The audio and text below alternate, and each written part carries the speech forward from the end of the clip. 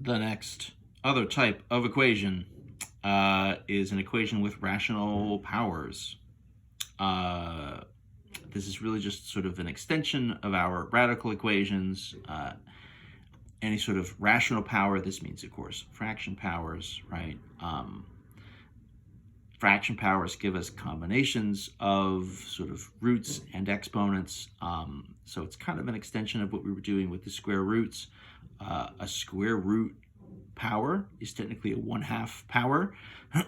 And so what we did is we squared it. And if you think of the numbers there, 1/2 times 2, the idea is you have two numbers that when you multiply, they cancel each other out. So you're going to use reciprocal powers to cancel your exponent. This, in theory, is sort of what we were already doing, even though we weren't really writing them like that. But it would help us with something like, I don't know, maybe x to the 3/2, right? If I have some sort of fraction power that's not just a square root or a cube root or something, right? If I have some sort of power like this, what do I need to do to get rid of it? Well, I'm going to use the reciprocal. So the reciprocal to 3/2 would be 2/3, right? Just flipping the fraction upside down. So x to the 3/2 equals 125. This is set up about as nicely as it can be. It's essentially just x to the power equals number. So all I need to do is raise everything to the reciprocal power. So if I raise everything to the 2/3, what will happen here, right, is 3/2 times 2/3 is just a single x. Whoops. Right? Is just x. And then 125 to the 2/3 is 125 to the 2/3. Wait. Probably we should figure out what that means. So in theory, we can get to an answer in this case very, very quickly. We just like to maybe clean up what the number is here. So fraction powers, what does this mean? Well, the number in the bottom, right, your denominator, is the type of root. So a 3 on the bottom would be a cube root, and then the number up top, in this case the 2, the numerator, is going to be the type of power. So this is a cube root of 125, and then we're going to square it. Always, always, always do the root first, right? I mean, in theory, this you could also call this 125 squared, and then take a cube root. But I don't know what 125 squared is. That sounds pretty big, let alone what a cube root of that number would be. That seems terrible. So do a cube root first. The cube root of 125 would be 5, right? 5 times 5 is 25. Times another 5 would be 125. You can feel probably pretty comfortable that we're going to be giving you numbers that have semi-decent roots that you can find. So if I do a cube root of 125, I'm just going to get positive 5. If I square that, I'm going to get a 25. And that's it. That's going to be your x, right? This was a pretty simple case of just sort of doing this reciprocal power and sort of getting directly to an answer.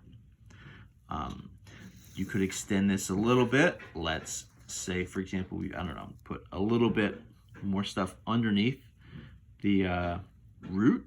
That's fine. Let's do the quantity x plus 5 to the 2/3, and then that equals 4. So we're going to use a 3/2, right? We're going to flip the power. We're going to use the reciprocal.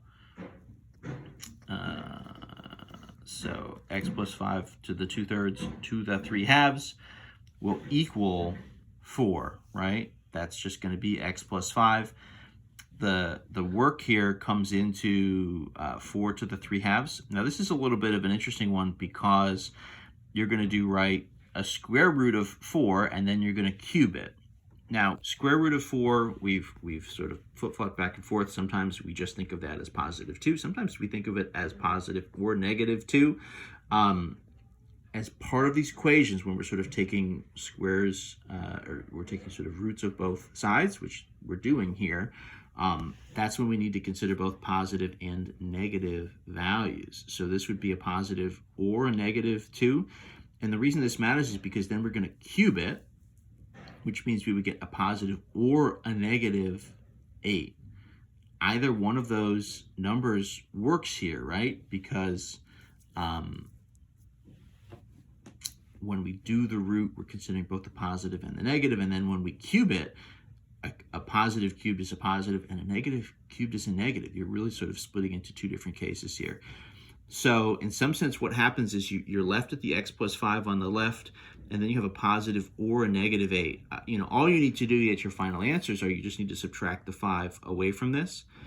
Now, what's happening is you're talking about then two cases, right? You have positive 8 minus 5, which would be 3, or you have negative 8 minus 5, which would be negative 13. Both of those answers are legitimate. They both work if you sort of think of them back into the original, right? 3 plus 5 is 8. Cube root of 8 is 2. 2 squared is 4. Negative 13 plus 5 would be negative 8. Cube root of negative 8 would be negative 2, but negative 2 squared would be positive 4. Both of those answers work, and they're totally legit. So watch for the plus minuses here. If you're doing a reciprocal and you get a square root or a fourth root or something, you're going to need to consider both positive and negative cases. You might say to yourself, how come that didn't happen in the first one that we did? And the answer is, well, the first one didn't have a square root. The reciprocal was 2/3, and so the root on the first one was a cube root. And if I do a cube root, positives stay positive and negatives stay negative. So a couple different versions there. You could, in theory, I don't know, stack a few more numbers onto this, but it's really just going to be sort of more of the same. I think this is about as interesting, as involved as anything we're going to see.